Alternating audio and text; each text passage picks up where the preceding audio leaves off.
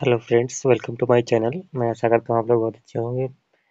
मैं सीखोस और तैयारी के जुनून के साथ आज का टॉपिक शुरू करते हैं। इसका नाम है क्रिया। इंग्लिश में से वर्ब बोलते हैं। देखते हैं क्रिया किसे कहते हैं।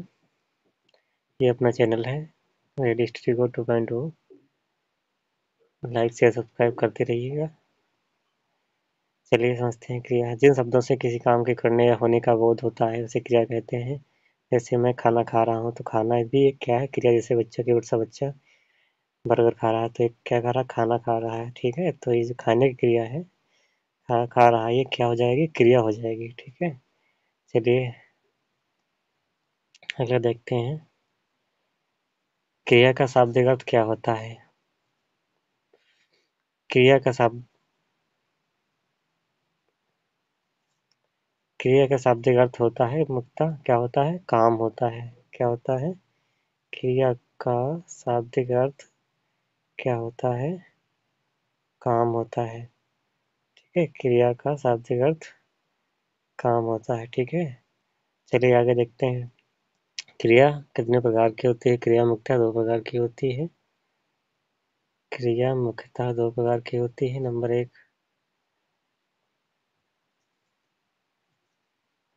कर्म के आधार पर।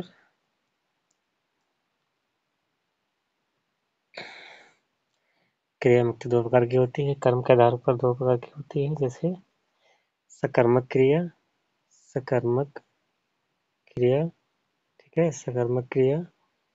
और नंबर दो, अकर्मक क्रिया। नंबर दो, कर्मक क्रिया। ठीक है, तो क्रिया मुख्यतः दो प्रकार की होती है, एक सकर्मक क्रिया, एक अकर्मक क्रिया। किस आधार पे, अर्थ के आधार पर। ठीक है, चलिए समझते हैं आगे। धातु क्या होता है। क्रिया का मूल रूप धातु कहलाता है। धातु के साथ प्रत्यय लगाकर अन्य क्रिया शब्द बनते हैं। जैसे लिख का लिखना, लिखनू, लिखूंगा, लिखा इत्यादि शब्द। इत्यादि शब्द क्या है, धातु कहलाते हैं। धातु जो उसमें क्रिया क्या हो जाएगी, धातु कौन सी हो जाएगी, लिख। और ना क्या हो जाएगी, जो है प्रत्यय। तो जब कुल मिलाकर जो प्लस करके बनेगा वो क्या हो जाएगा, लिखना। ठीक है, अर्थात धातु से मिलकर क्रिया का निर्माण होता है। धातु धातु प्लस प्रत्यय, प्रत्यय मिलाकर क्रिया का निर्माण होता है। जैसे लिखे, लिखो, लिखिए इत्यादि। क्रिया के दो भेद देखे हमने, मुख्यतः कर्म के आधार पर। क्रिया सकर्मक क्या हो जाएगी, सकर्मक हो जाएगी, और अकर्मक हो जाएगी, अकर्मक। ठीक है, चलिए आगे देखते हैं। सबसे पहले देखते हैं अकर्मक क्रिया क्या होती है। जिस क्रिया के साथ कर्म उपस्थित नहीं होता है, जिस क्रिया के साथ जिस क्रिया के साथ क्या है, कर्म उपस्थित नहीं होता है, वह क्रिया क्या कहलाती है, अकर्मक क्रिया कहलाती है। ठीक है, या कह सकते हैं जिस क्रिया के साथ कर्म का प्रभाव नहीं पड़ता है। ट्रिक क्या है, ट्रिक है कि जैसे क्या क्या खाता है, क्या पढ़ता है, क्रिया उससे बोल कर देखेंगे कि क्या खाता है, क्या पढ़ता है। अगर कोई शब्द निकल रहा है, उसका प्रभाव पड़ रहा है, तो अकर्मक क्रिया कहलाती है। नोट, साधन कभी कर्म पर नहीं पड़ता है। ठीक है, अकर्मक क्रिया कहलाती है। अकर्मक क्रिया के उदाहरण से चिड़िया, जैसे चिड़िया, आकाश, चिड़िया आकाश में उड़ती है। क्या उड़ती है, पता नहीं क्या है, तो इस समय जो है उड़ने का प्रभाव आकाश पर नहीं पड़ रहा है, इसलिए क्या है, अकर्मक क्रिया है। श्याम मैदान में खेलता है, तो खेलने का प्रभाव मैदान पर नहीं पड़ रहा है, तो क्या होगी, अकर्मक क्रिया होगी।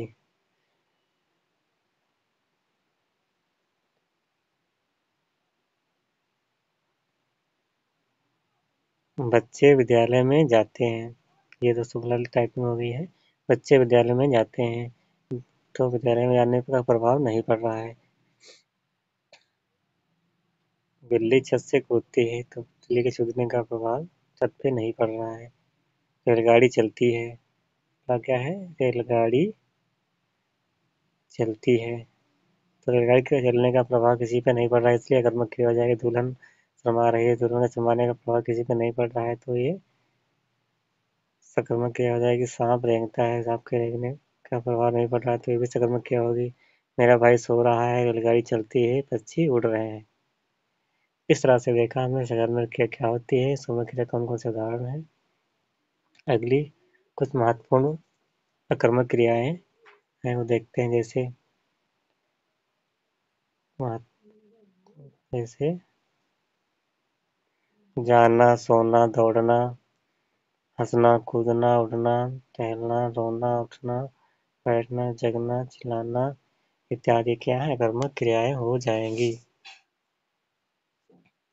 अब देखते हैं सकर्मक क्रिया क्या होती है, सकर्मक क्रिया किसे कहते हैं, इसके कौन कौन से उदाहरण हैं, वो देख लेते हैं।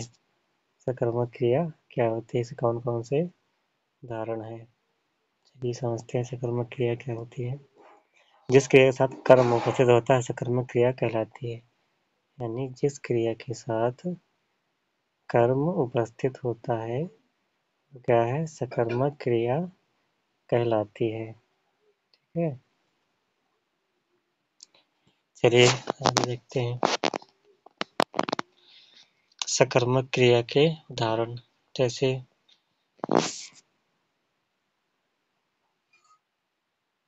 बच्चे मैदान में खेलते हैं, क्या खेलते हैं, क्रिकेट खेलते हैं, तो खेलने का प्रभाव क्रिकेट मैदान पे पड़ रहा है। ठीक है, ठीक है, तो बच्चे मैदान में क्रिकेट खेलते हैं। विद्यालय राधा विद्यालय में गीत गाती है।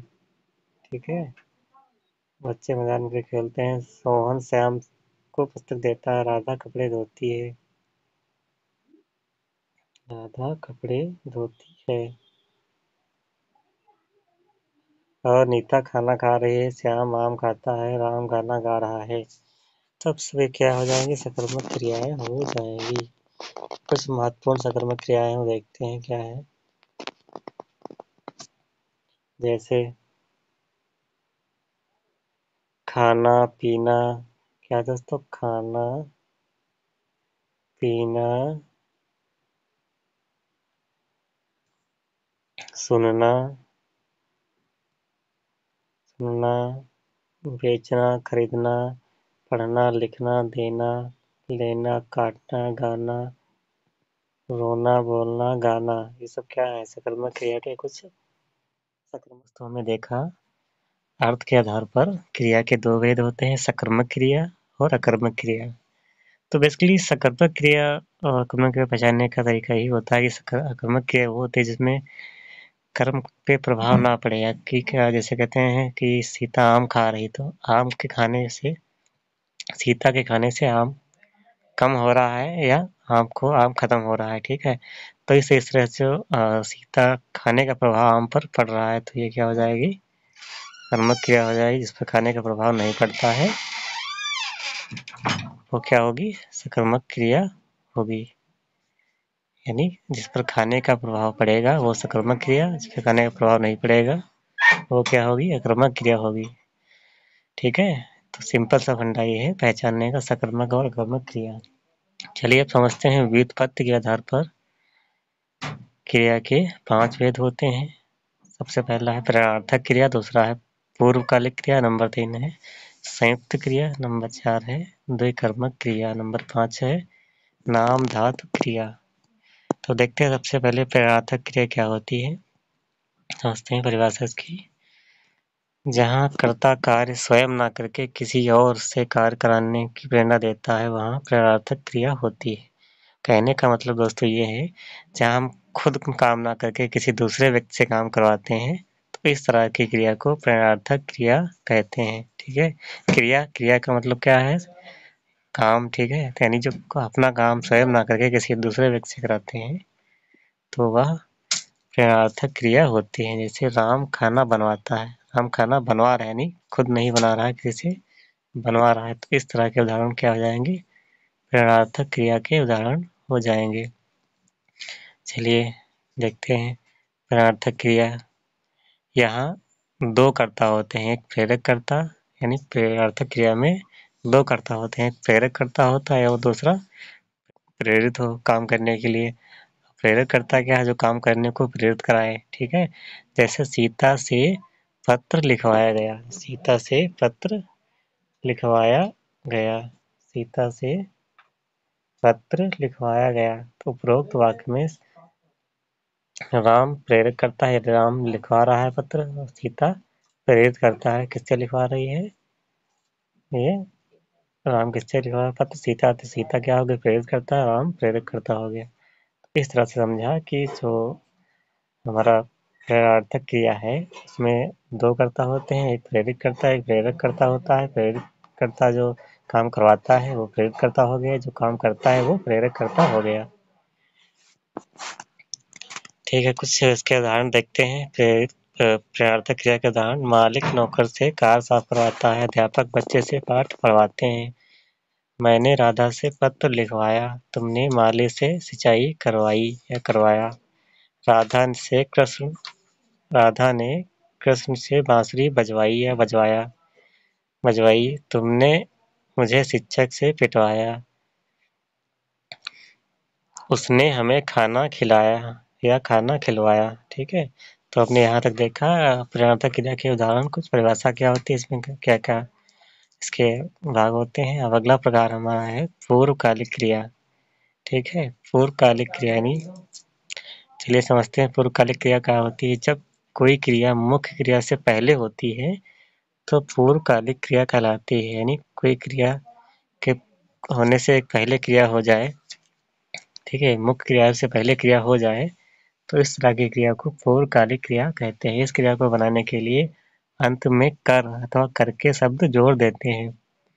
जैसे समझते हैं, जैसे वह नहाकर खाना खाएगा, यानी पहले वो नहाएगा फिर खाना खाएगा। यहाँ एक मुख्य क्रिया से पहले क्रिया हो चुकी है, यानी नहाने के बाद खाना खा रहा है वो। ठीक है, तो इस वाक्य में दो क्रियाएं शामिल है, एक मुख्य क्रिया, एक सहायक क्रिया, यानी उसने पहले नहाया है फिर खाना खाएगा।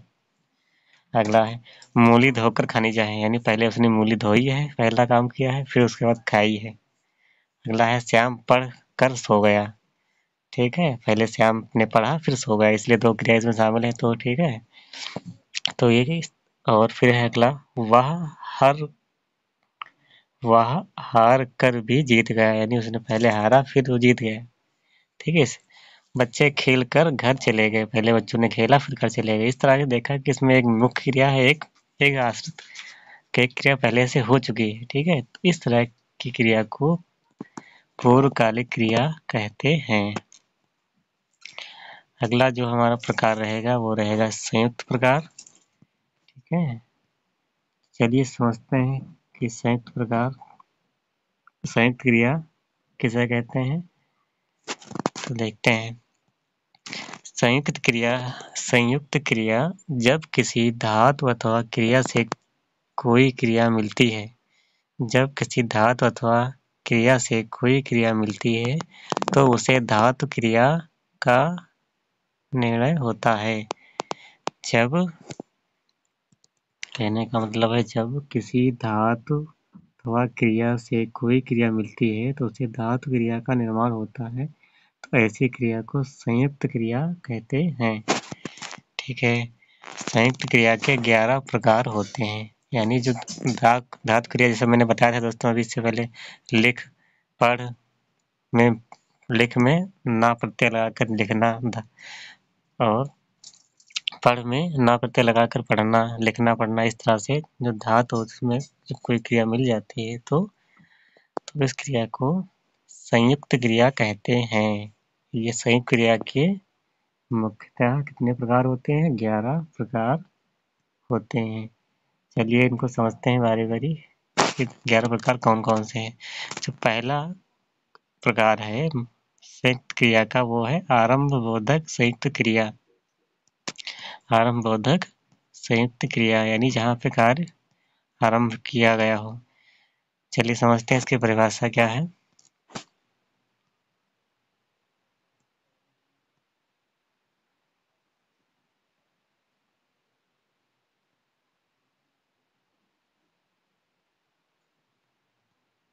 जब किसी क्रिया से किसी कार्य के आरंभ होने का बोध हो, जब किसी जब किसी जब किसी क्रिया से किसी कार्य के आरंभ होने का बोध होता है, यानी प्रारंभ क्रिया कुछ प्रारंभ हो रही हो, तो आरंभ बोधक संयुक्त क्रिया होती है। जैसे बच्चे पढ़ने लगे यानी क्रिया अभी भी आरंभ हुई है, वर्षा होने लगी यानी वर्षा अभी शुरू हुई है, सभा में अचानक सभी लोग गीत गाने लगे थे, यानी कैसी क्रिया है अभी अचानक हो रही है, तो इसलिए क्या है ये आरंभ बोधक क्रिया के उदाहरण हैं। चलिए देखते हैं आगे। अगला है समाप्ति बोधक क्रिया, यानी जहाँ क्रिया समाप्त होने का बोध हो। ठीक है, चलिए देखते हैं समाप्त बोधक क्रिया के उदाहरण कौन कौन से हैं। चलिए समाप्त बोधक क्रिया। समाप्ति बोधक क्रिया जिस संयुक्त क्रिया से किसी कार्य के समाप्त होने का बोध होता है उसे समाप्त बोधक संयुक्त क्रिया कहते हैं। यानी जिस क्रिया में जिस वाक्य में कार्य का समाप्त होना पाया जा रहा हो तो उस क्रिया को समाप्ति बोधक क्रिया कहते हैं। जैसे सोहन खाना खा चुका है, यानी खा चुका क्रिया समाप्त हो चुकी है। फसल पक चुकी है, यानी फसल अब पक चुकी है, तो यानी पकने की आवश्यकता नहीं है, तो क्रिया क्या हो चुकी है, समाप्त हो चुकी है। चलिए समझते हैं आगे। तीसरी क्रिया है अवकाश बोधक, यानी अवकाश, जहाँ पे अवकाश का बोध हो क्या कहलाएगी, अवकाश बोधक संयुक्त क्रिया कहलाएगी। चलिए समझते हैं अवकाश बोधक संयुक्त क्रिया किसे कहते हैं। जिस संयुक्त क्रिया से अवकाश बोधक क्रिया जिस संयुक्त क्रिया से अवकाश का बोध हो उसे अवकाश बोधक, यानी जिस संयुक्त क्रिया से अवकाश का बोध हो उसे अवकाश बोधक संयुक्त क्रिया कहते हैं। थोड़ा टाइपिंग मिस्टेक बोर्ड में लिखा है दोस्तों, इसको देख लीजिएगा अपने हिसाब से। जिस संयुक्त क्रिया से अवकाश का बोध हो उसे हम क्या कहेंगे, अवकाश बोधक संयुक्त क्रिया कहेंगे। जैसे वह दौड़ने ना जा पाए, ठीक है, यानी किसी कारण वह दौड़ने ना गया, चोट लगने के कारण वह विद्यालय में भाग ना ले पाया, यानी चोट लगने से क्या हो गया, विद्यालय में भाग नहीं ले पाया तो क्या हो गई, छुट्टी हो गई, तो इस तरह की क्रिया को अवकाश बोधक क्रिया कहते हैं। चलिए समझते हैं आगे। अगला प्रकार जो है हमारा चौथा, अनुमति बोधक संयुक्त क्रिया। अनुमति बोधक संयुक्त क्रिया क्या होती है, चलिए समझते हैं अनुमति बोधक क्रिया क्या होती है।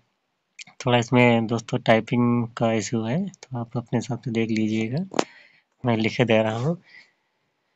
जिस संयुक्त क्रिया से अनुमति प्रकट हो या अनुमान बोधक हो, अनुमति प्रकट हो या अनुमान हो, तो क्या होगा, अनुमति बोधक संयुक्त क्रिया कहते हैं। यानी अनुमति का बोध प्रकट हो, ठीक है। जैसे श्याम को उसका काम करने दो, श्याम को उसका काम करने दो, श्याम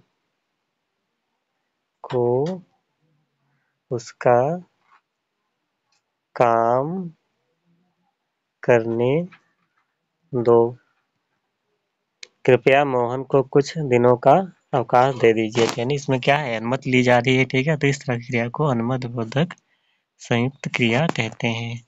अगला जो पांचवा प्रकार हमारा है वो है इच्छा बोधक संयुक्त क्रिया। चलिए समझते हैं इच्छा बोधक संयुक्त क्रिया किसे कहते हैं। इच्छा बोधक संयुक्त क्रिया, ठीक है, चलिए समझते हैं इच्छा बोधक संयुक्त क्रिया किसे कहते हैं। जिस संयुक्त क्रिया से जिस संयुक्त क्रिया से जिस संयुक्त क्रिया से क्या है, जिस संयुक्त क्रिया से इच्छा प्रकट हो, यानी कहने का मतलब है इच्छा प्रकट हो। तो इस प्रकार की क्रिया को इच्छा बोधक संयुक्त क्रिया कहलाती है। जैसे आप सरकारी अध्यापक बनना चाहते हैं, क्या है आपकी इच्छा ही तो है, इसलिए ये किस प्रकार की क्रिया हो जाएगी, संयुक्त बोधक क्रिया हो जाएगी। ठीक है, अगला मोहन आपसे बात करना चाहता है, तो इस प्रकार की क्रिया को संयुक्त बोधक क्रिया कहते हैं। चलिए अगला जो प्रकार है समझते हैं, वो है आपका आवश्यकता बोधक संयुक्त क्रिया। जिस संयुक्त क्रिया से आवश्यकता का बोध हो वो क्या कहलाएगी, आवश्यकता बोधक संयुक्त क्रिया कहते हैं। फिर से देखते हैं, जिस संयुक्त क्रिया से का बोध हो आवश्यकता बोधक संयुक्त क्रिया कहलाती है। आपको सरकारी अध्यापक बनना चाहिए, मोहन को आपसे बात करनी चाहिए। तो इस तरह के उदाहरण क्या है, संयुक्त क्रिया के आवश्यकता बोधक के क्रिया के उदाहरण है। यानी आपको आवश्यकता है अध्यापक बनने की, ठीक है, इसलिए इस तरह के उदाहरण क्या हो जाएंगे, आवश्यकता बोधक उदाहरण हो जाएंगे, आवश्यकता बोधक संयुक्त क्रिया के उदाहरण। अगला है उदाहरण देखते हैं, मोहन को आपसे बात करनी चाहिए थी। दो पड़ोसी देशों दो पड़ोसी दो पड़ोसी देशों दो पड़ोसी देशों को आपस में युद्ध करना चाहिए था। दो पड़ोसी युद्ध को आपस में युद्ध करना चाहिए था। अगला प्रकार देखते हैं दोस्तों, वो है निश्चय बोधक संयुक्त क्रिया। निश्चय बोधक संयुक्त क्रिया, निश्चय बोधक संयुक्त क्रिया।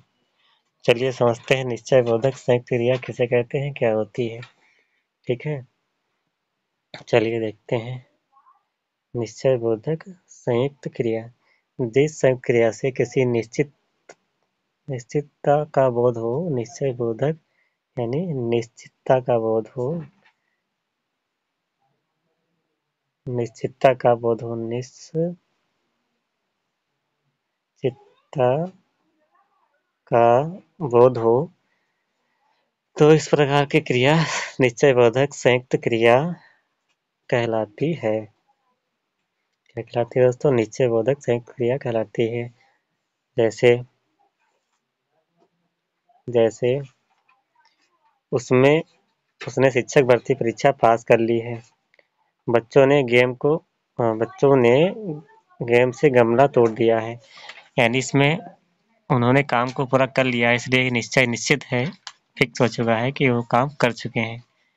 जैसे आप शिक्षक बन चुके हैं, तो आप टीचर बन चुके, इसमें कोई वो नहीं है, इसलिए इस प्रकार की क्रिया को निश्चय बोधक संयुक्त क्रिया कहते हैं। चलिए अगला देखते हैं, वो क्या है, नित्य बोधक संयुक्त क्रिया। चलिए समझते हैं नित्य बोधक संयुक्त क्रिया क्या होती है। नित्य बोधक संयुक्त क्रिया, चलिए समझते हैं नित्य बोधक संयुक्त क्रिया किसे कहते हैं। हवा चल रही है, यानी जो हम रेगुलर जो चलती हैं चीजें, प्राकृतिक रूप से यहाँ रेगुलर को जो हम काम करते हैं, नित्य यानी प्रतिदिन प्रतिदिन होने वाले काम, इस प्रकार की क्रिया के उदाहरण है। जैसे हवा चल रही है, हवा रोज चलती है, इसलिए क्या हो जाएगी, ये नित्यबोधक क्रिया के उदाहरण है। अगला है, युद्ध में लोग मरते गए, पेड़ बढ़ता गया, पेड़ ही हमेशा बढ़ता रहता है, क्या है उसकी एक क्रिया है प्रतिदिन बढ़ने की। नदी बह रही है, नहीं नदी प्रतिदिन बहती है, इसलिए इस प्रकार के उदाहरण क्या हो जाएंगे, नित्य बोधक संयुक्त क्रिया के उदाहरण हो जाएंगे। अगला प्रकार जो हमारा है वो रहेगा नंबर 9, अभ्यास बोधक संयुक्त क्रिया। क्या है, अभ्यास बोधक संयुक्त क्रिया। अगला प्रकार समझते हैं, अभ्यास बोधक संयुक्त क्रिया किसे कहते हैं। वो है जिस संयुक्त क्रिया से अभ्यास का बोध हो, अभ्यास बोधक संयुक्त क्रिया कहलाती है। जैसे विराट कोहली शतक लगाया करता है, यानी विराट कोहली शतक लगाया करता है, बच्चे प्रतिदिन मैदान में जाया करते हैं। ठीक है, अगला प्रकार देखते हैं, शक्ति बोधक या सामर्थ्य बोधक संयुक्त क्रिया। जिस संयुक्त क्रिया से शक्ति या सामर्थ्य का बोध हो, जिस संयुक्त क्रिया से शक्ति या सामर्थ्य का बोध हो, ठीक है, इस प्रकार की क्रिया को शक्ति का बोध दोस्तों क्या हो, शक्ति का बोध हो, सामर्थ्य का बोध हो, सामर्थ्य का बोध हो। ठीक है, जैसे बंदर छत, सामर्थ्य यानी आपकी क्षमता है, शक्ति, ठीक है। तो इस तरह के क्रिया को सामर्थ्य शक्तिबोधक या सामर्थ्यबोधक संयुक्त क्रिया कहते हैं। जैसे बंदर छत से कूदता है, आप सरकारी अध्यापक बन सकते हैं, यानी आपके अंदर क्षमता है सरकारी अध्यापक बनने की, तभी तो आप तैयारी कर रहे हैं, तो आप सरकारी अध्यापक बन सकते हैं। बंदर के पास क्षमता होती है, इसीलिए वो छलांग लगा लेता छत से। ठीक है, इस तरह से दोस्तों हमने समझा शक्तिबोधक सामर्थ्यबोधक संयुक्त क्रिया क्या होती है। चलिए देखते हैं इसका अगला प्रकार जो है लास्ट 11 पुनरुक्ति बोधक संयुक्त क्रिया। जैसे कि पुनरुक्ति बोधक संयुक्त क्रिया, ठीक है। चलिए समझते हैं पुनरुक्ति बोधक संयुक्त क्रिया क्या होती है। यानी पुनरुक्ति बोधक से पता चल रहा है सबसे कि किसी क्रिया के दोहराने का बोध किया जा रहा है। तो चलिए समझते हैं पुनरुक्ति बोधक संयुक्त क्रिया किसे कहते हैं। पुनरुक्ति बोधक, ठीक है। चलिए समझ लेते हैं क्या है। जब समान उच्चारण जब समान उच्चारण जब समान उच्चारण वाली क्रिया की पुनरावृत्ति हो, ठीक है, तो हो जाए, वहां पुनरावृत्ति संयुक्त क्रिया होती है। जैसे